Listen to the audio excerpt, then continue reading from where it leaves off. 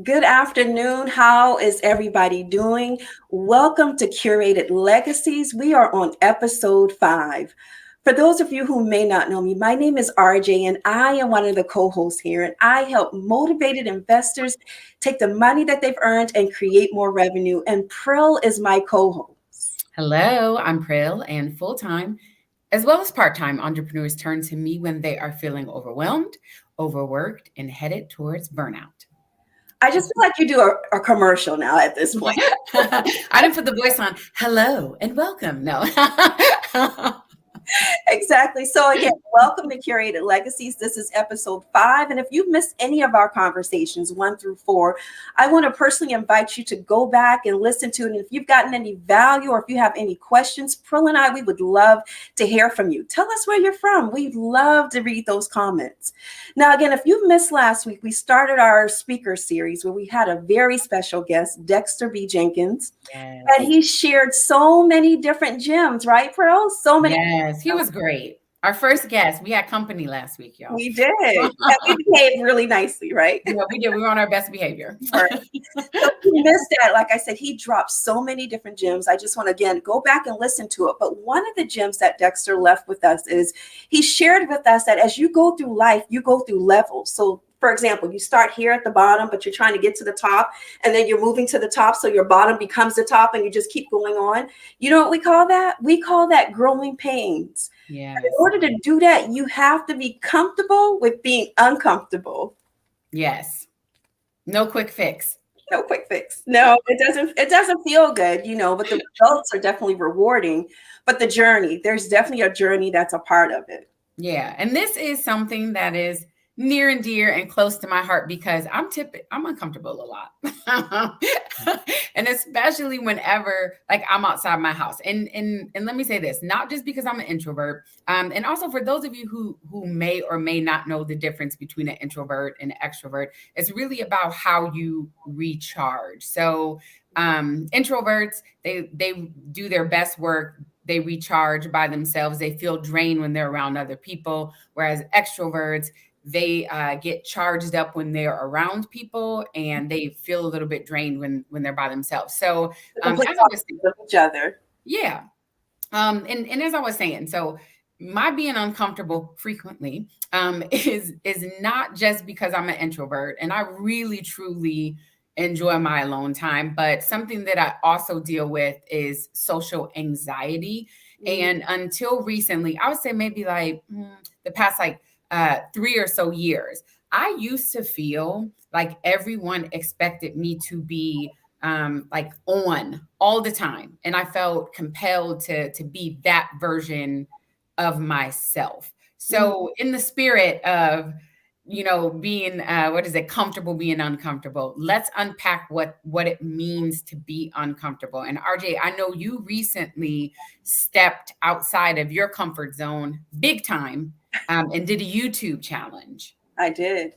So I have a coach. Yes, I'm coachable. We've said That's this right. before. There's no way I can coach my clients without me being coachable. Coaches need coaches. Right. Mhm. So I still have this coach, and my coach, she said, I want you to do a 30-day challenge where you go live for 30 days. And I was just like, okay.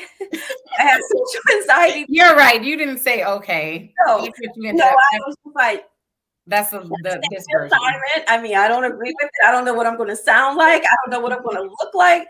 I mean, do you mean I actually have to get in front of a camera, or can I like do this and just get my voice out there? And she was just like, no, the whole kit and caboodle. And I was just like, wow. And so, yeah, so I took on that challenge, but I understood the assignment. I truly understood Mhm. that it wasn't meant for her to be mean.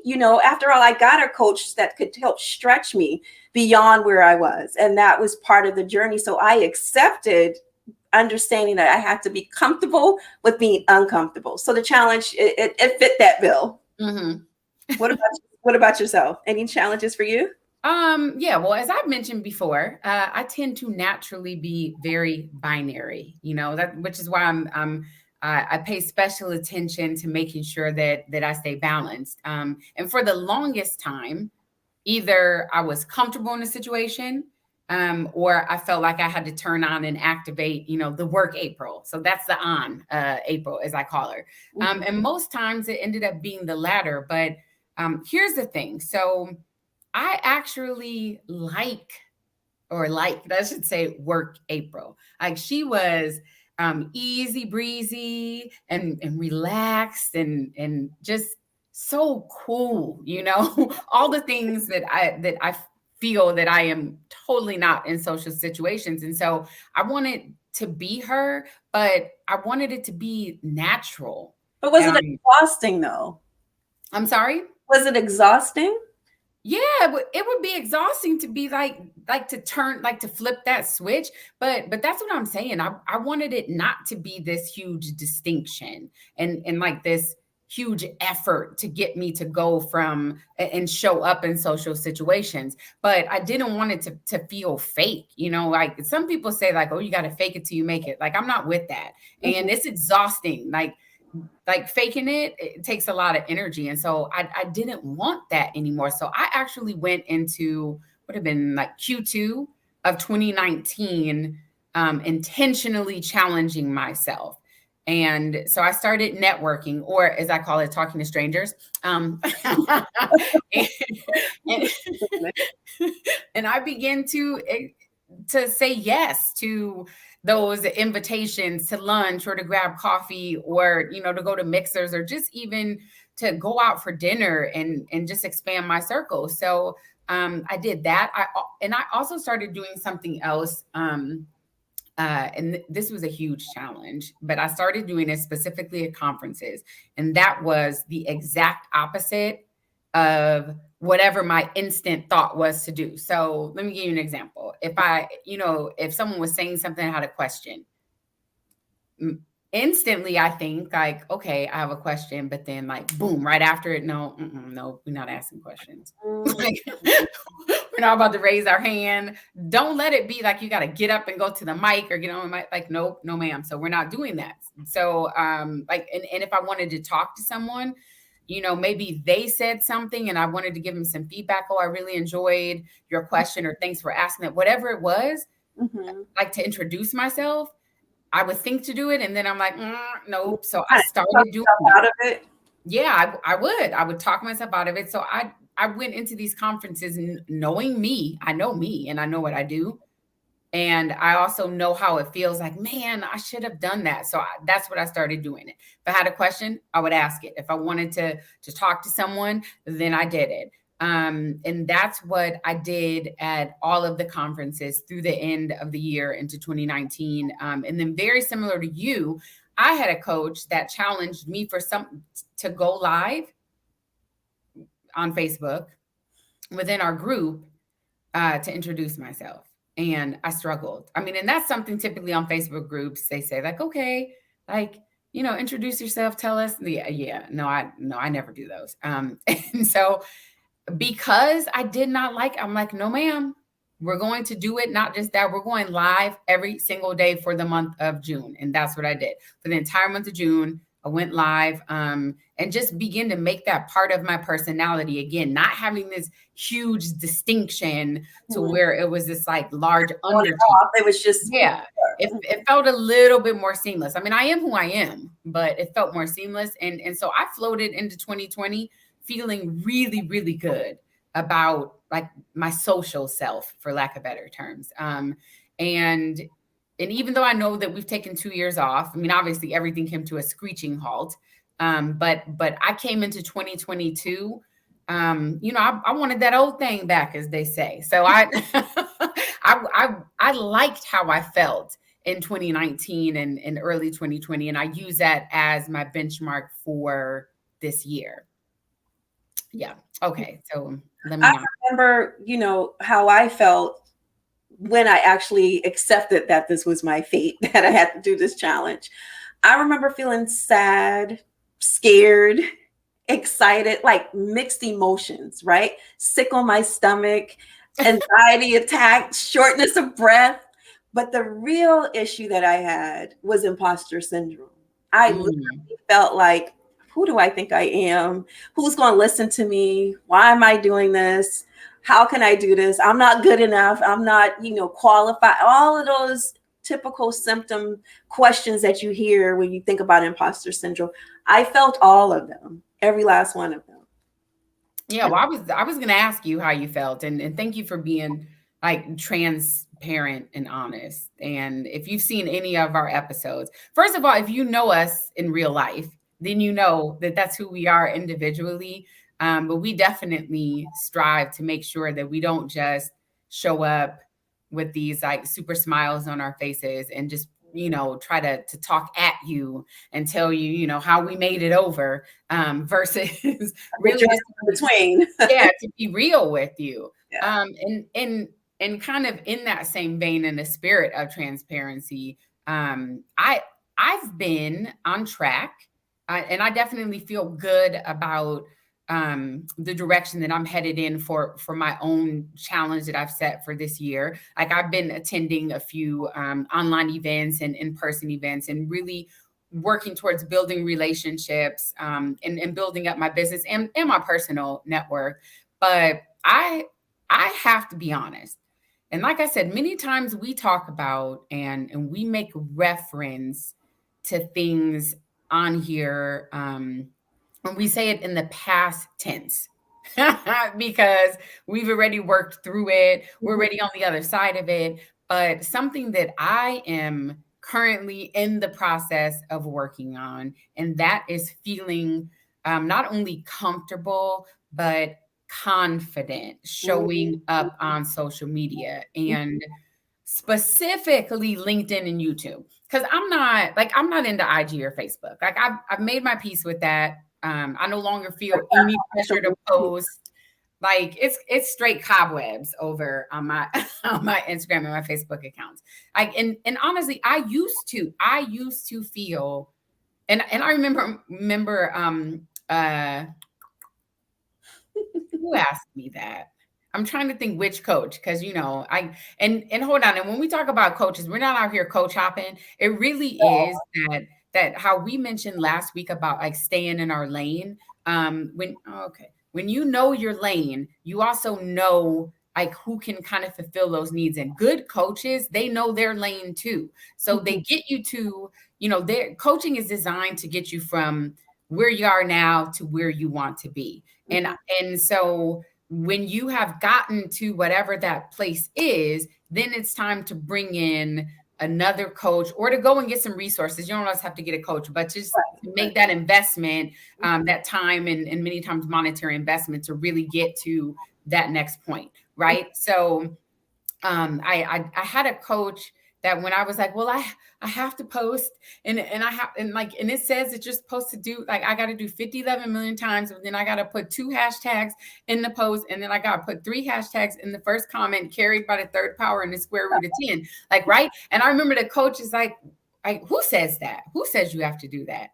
And it was just like, wait, what? Like, I mean, they, like, who is this they? Right. The infamous they, as I call them. So I used to really, really feel like, I don't know. And it wasn't like, I don't know, maybe it was a little, what do they call it? FOMO, the fear of missing out, or just feeling like I'm behind. I spent a lot of the beginning part of my entrepreneur journey just feeling like I was behind, for whatever reason. Many people. Yeah. And I know you, I mean, well, obviously I know you and I have talked about it before. And individually, we talked about it with our clients. Like they feel like, we just feel like we're behind. So as I was saying, like I used to feel super pressured to post, on Instagram and Facebook. So we'll set that to the side. But I want to, like, I have a desire. I believe LinkedIn is where my people live, and YouTube is where, like, that's where I should be. And technically, I'm about to say too, I am like, I'm on LinkedIn and YouTube, like, via you, because I'm on your channel, Curated Legacies goes on your channel. You always advertise for Curated Legacies each week. And that I've done absolutely like zero posting about Curated Legacies online. And this is our 5th episode. So I set a goal Uh, maybe it was like, maybe, I don't know, our first conversation that we had when we were discussing I that. was gonna add, she's not under duress. She's willingly doing this show, right? Right. Yeah, yeah, yeah. I am.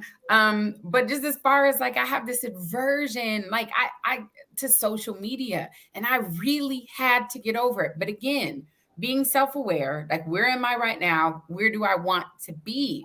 And so I set a goal to repost your post or make even mention starting with this episode, because we knew that we were going to be talking about comfortable being uncomfortable.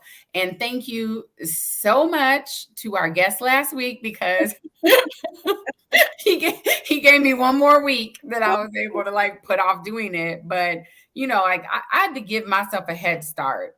But all jokes aside, I've got like my little accountability markers built in, and I work around and I do things in a way to make sure that yes, I'm still reaching my goals, but also I'm checking in with myself and checking in with my anxiety and just respecting how I feel.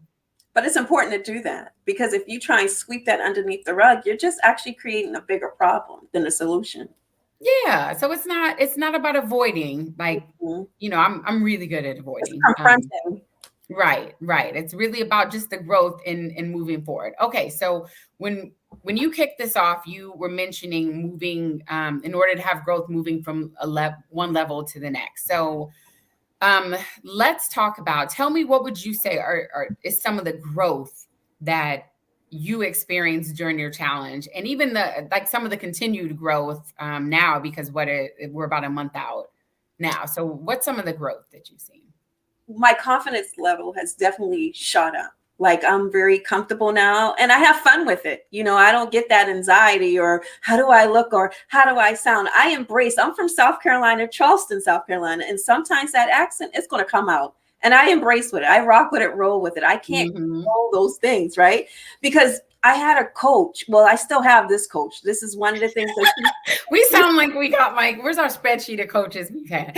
He said to me, and I want to pass this on to our audience, because it's really made a big impact for me and allowed me, whenever I feel stuck or unsure about showing up when it's time to do social media, she said done is better than perfect. Yes. Well, oh, go ahead. No, that to me was just like, wow, right? Because Yeah. until I'm perfect, it's not going to happen.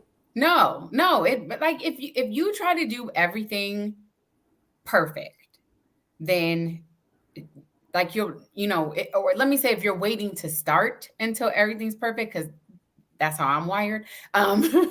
It's you never will start. So you just have to do it. You got to do, what did they say? Do it scared. Like you really have to start. And something that I often say to myself is perfection is procrastination in disguise. Because again, is this like, are you doing it because, okay, well, it needs to be perfect or it needs to be right? Because see, some people may not, like, let's talk about this. We are logical and intelligent beings. So we will say, well, of course, there's no such thing as perfect. I'm just trying to get it to a good place, or I'm trying to get it to where it feels right. Okay. So you just throw in your euphemism for perfectionism. But at the end of the day, you're procrastinating and you're avoiding something. Maybe some of those feelings of just discomfort, or doing something that you don't want to do because you don't want to feel the imposter syndrome, or feel, some of the emotions around what you should be doing, or the scoreboard watching, as I like to call it. So, but one of the things I realized is it was kind of irresponsible not to do this, because there's no way I had all of the skills to learn and fail moments. It wasn't meant just for me, right? And how am I serving people if I'm my own best kept secret? So I had to get myself out there and show up, put myself out there and show up and do it afraid. Yeah, the afraid part doesn't go away. Even today, I'm still afraid, but I do it understanding it's bigger than me, and that's where I'm at now with it. And not feeling the same type of, like as I call No, it's not like that. No. it. If I were to really say, is it really fair? It's more excitement, right? And Yeah. Like a butterflies versus exactly, a exactly. doom, or the whooping feeling, as I call it. Like you're gonna get in trouble when you get home. Exactly. Um, Like, let me stay out a little bit longer so I can prolong. right. I'm gonna get it when I get home. You know what? Is part of my I call it the 2019 2.0. So is part of that goal, and getting back to that level of the comfort, or even, as you mentioned, the excitement. There was an intersection with us together, and when we got together, we set a goal, with Curated Legacies, but also I think individually, that we really, really, really wanted to be comfortable with this whole thing, like whatever this is, whatever it turns into. We knew that We didn't know. that we wanted to be comfortable, that we wanted to have fun, and that we wanted it to be enjoyable and not cause us any stress, or do it, as you mentioned, like under duress. Like we went into it, because we were not like I was thinking about earlier today, like when we were talking, and you were like, we should do you remember my face? I was just like, No, well, your face was what I was thinking. I was like, what are the words coming out of my mouth? What are you saying here, RJ? I'm like, yeah, let's do this. And I'm like, did you just say that? Like it was not planned. I was like, okay, but it was something that we both wanted to do. I know for me, I wanted to get on YouTube. I wanted to get back, I guess, out there. Having pulled back from, offering more services and being within mentorship groups, and being in these like coaching collectives and things like that. I knew that I wanted to kind of get my sea legs back, but I would not have done it on my own. So thank you so much. I thank you all the time, but thank you for even saying that gibberish that came out of your mouth, because we would not be here. I wouldn't. I can't say that I would not have done it, but I know it wouldn't have happened as quick as it did. And both of us, even though we were both kind of arriving at that same place, we knew that we didn't want it to be like those like negative feelings and the dread. But we had to ask ourselves, like, okay, well, how do we get there? How do we get from this extremely uncomfortable position and feeling to willingly showing up and having fun? And I'll say this, like, yes, we come on here each week. And it definitely is a looser conversation. And this is not scripted, trust. This is us 100%. But we also knew that we couldn't just come up in here like we actually do when we're talking, because if that's the case, we would be on here for like 3 hours. We'd be talking about everything under the sun. We would be jumping back and forth between just certain strategies and marketing things. That would come between you and I. Yes. Like shoes and clothes, and like let me see those shoes, like I love them, and nail polish, and like we would be up in here talking about all types of things. So when we got together, we learned quick that we both need structure in order to show up like at our best, as the best versions of ourselves. And we like to prepare, and we like to feel prepared, because there is a difference. But again, self-awareness. This is why you will hear me say it. If there was like a ticker, if we were on video, like tick, how many times has she mentioned self-awareness and Curated Legacies? Like, I know me, RJ, you, and we both like structure, and that's okay. It's completely okay. And I think we've done a fantastic job of identifying what structures looks like within, our Curated Legacy programming. And like I tell my clients, it's important to know yourself and your personality, and to find the right fit for your personality. Mhm. It's important to have that right fit because there's certain areas that you're stronger in where I'm not as strong, but I have something else that I bring to the table. So together, we're able to have such great synergy that we're able to like really bring something very special to the table together, which is how we were able to birth Curated Legacy. So yeah, we have a lot of offline conversations, but we also have some structure conversations. Like you said, it's definitely not scripted, but we definitely have a flow.